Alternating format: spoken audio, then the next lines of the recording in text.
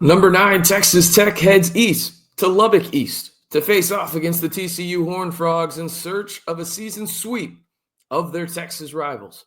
In today's video, we'll preview that matchup between Texas Tech and TCU, look at the metrics that matter, look at the latest Big 12 standings, and much, much more.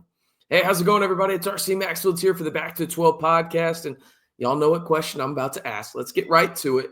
Let me know your score prediction down on the pinned comment below for number 9, Texas Tech at TCU. We'll go over the odds here in just a little bit, but we'll also look at, hey, how do these teams compare in terms of offense, defense, and everything in between? But I want to hear your initial take before we get into it. Let me know your score prediction for number 9, Texas Tech at TCU. All right, let's jump into it. As you can see on your screen right there, the Red Raiders are, in fact, a top 10 team in the country, according to the AP poll. They sit at 11-3 in the Big 12 Conference. TCU looking for one of those, wins that can help them possibly get back on the bubble. Okay, that's what this game would be for the Horned Frogs and Jamie Dixon's crew. I continuously wonder why TCU jacks up the ticket prices when they play the Red Raiders. It almost feels like they're their Super Bowl, but I digress.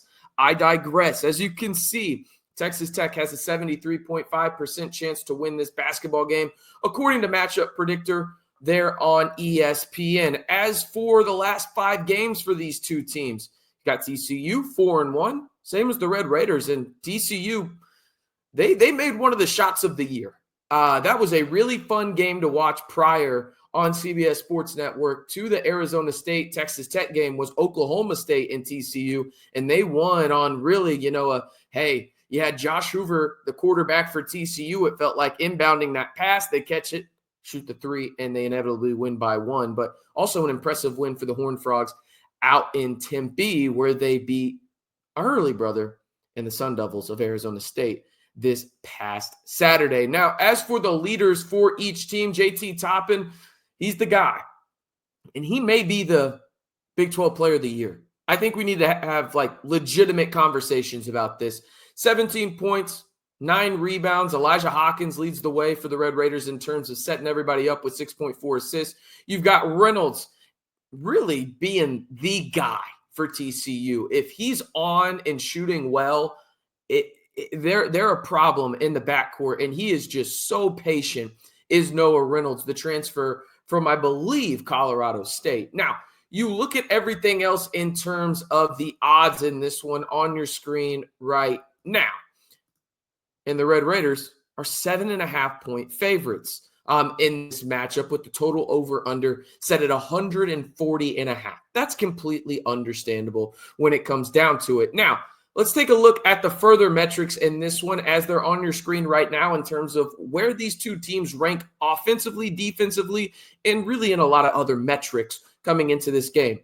It's literally the best offense in the Big 12 in Texas Tech facing off against the worst offense in TCU. There is a legit 14.2 differential when it comes to how many points Texas Tech averages scoring in a game and TCU. Now, defensively, they're 6th and 7th. They're pretty close, right? There's a point difference there, Texas Tech being the better defense. But you look at the margin, right? Texas Tech, there is a 15.4 differential in terms of points scored up against points allowed, while TCU is at 0.2. Not, 2 points, 0.2 points per game.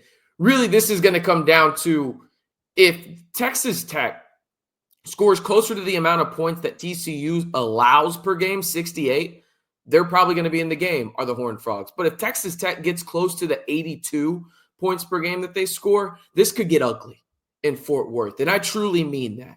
You look at the field goal percentage aspect of it. Again, the Red Raiders are the best shooting team in the Big 12. You also have TCU near the bottom at 42%. That is a 6-point percentage difference there.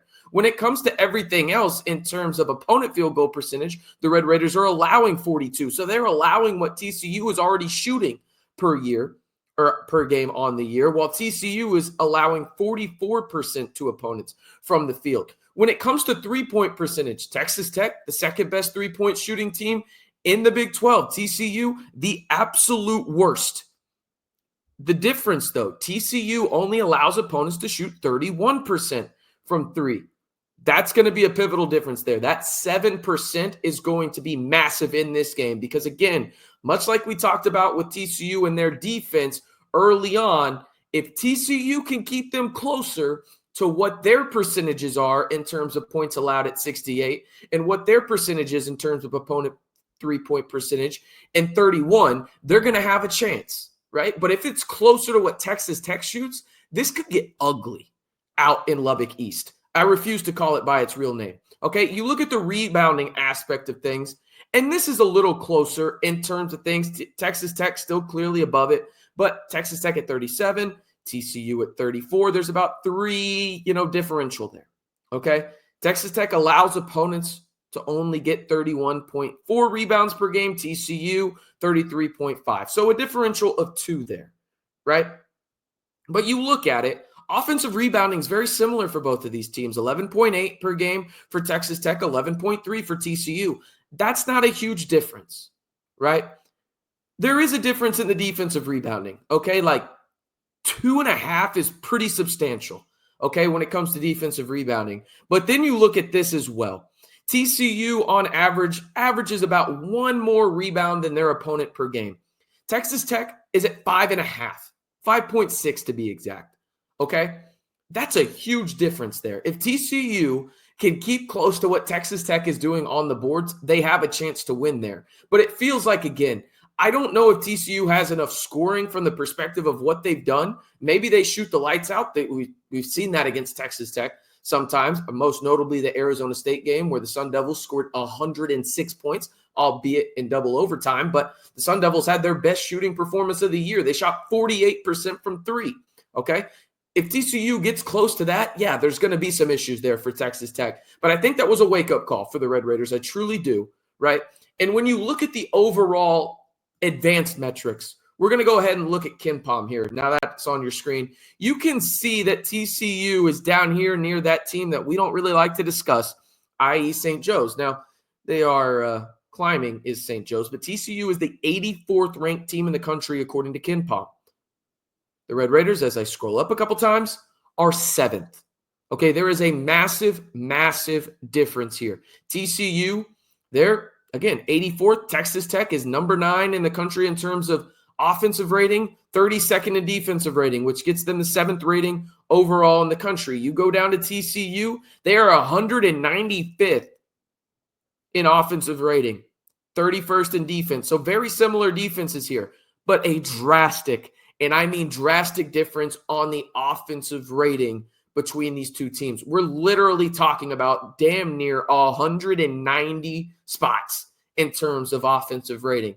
When it comes to the net, the Red Raiders are 7. Let's scroll down a little bit and find TCU. There we are. TCU is just on the outside of making this a quad 1 win if the Red Raiders were to win at Lubbock East there, right? So you have that. They're 76th. If they could move up 1 spot, this would be a quad 1 win for the Red Raiders, who, if we scroll back up, are tied for the most quad 1 wins in the Big 12 alongside the 3 teams that are bunched together there. Texas Tech, Iowa State, and Arizona all tied for the most quad 1 wins in the Big 12 with 7. Houston not too far behind with 6 there. But you have, again, 4 Big 12 teams in the top 9. And Texas Tech is number 2 in the Big 12 in that regard at 7 there in the net ratings. Now, as I get back on the screen fully here, again, when it comes down to it, it's really going to be this. Is Texas Tech closer to their 9 in terms of the offensive rating on KenPom, and they score closer to the 82 points per game that they average in the Big 12, right? Like, are they closer to that, or are they going to be closer to the number that TCU allows, which is 68? TCU is not a good scoring team. That's not what I'm worried about here. I'm more worried about, does the TCU defense actually impact this really good Texas Tech offense? And if it does, okay, there you go. But you're going to win this game if you're Texas Tech by playing your brand of basketball on the defensive end, which they have done, right? Really, case in point, the Oklahoma State game, right? You're back on track there. You're scoring at a high level, and you have arguably the best player in the Big 12 conference in JT Toppin, okay?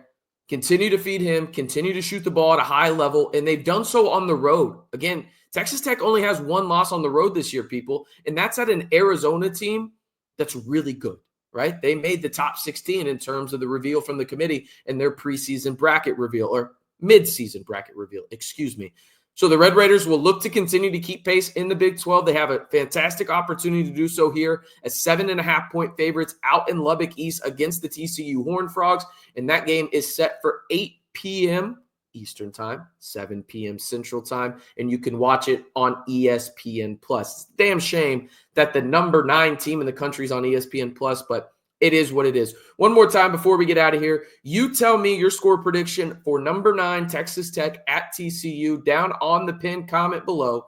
And while you're down there, be sure to like the video, hit that subscribe button, and turn on that notification bell for 100% free, authentic, and really just a great community of Texas Tech fans here. So if you want 100% free content right into your YouTube feed, basically every day, right? We're making preview videos, recap videos, latest metrics going into March. We're going to keep you updated on the portal and everything in between. This is the spot for you. Join the largest group of Texas Tech fans on YouTube, over 11,600 strong, right here on the Back to 12 podcast channel. And as always, stay safe and Recom Tech.